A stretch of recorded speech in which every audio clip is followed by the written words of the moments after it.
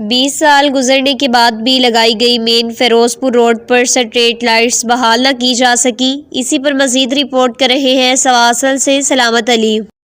میں اس وقت موجود ہوں لاہور کا علاقہ سواسل مین فیروز پور روڈ پر۔ تو میں یہ بتانا چاہتا ہوں کہ یہ 2005 سے یہ سٹریٹ لائٹس لگائی گئی ہیں سڑک کے اوپر، تو ان کو ابھی تک روشن نہیں کیا گیا۔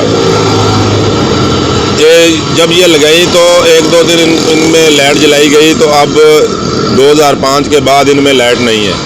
تو ہمارے ساتھ موجود ہیں یہاں کے سواسل کے شہری، ہم ان سے پوچھتے ہیں کہ یہ لائٹیں جلائی کیوں نہیں جاتی۔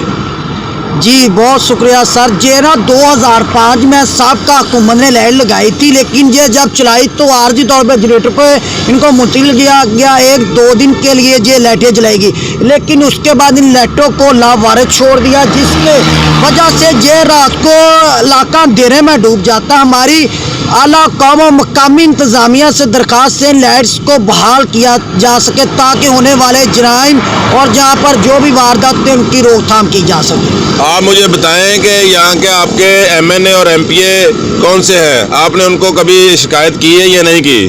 جی ہمارے اس جگہ کے مقامی جو MNA ہیں وہ ہے پاکستان وزیر اعظم میاں شہباز شریف، اور جہاں کے جو MP ہے وہ ہے رانا راشد منہاس۔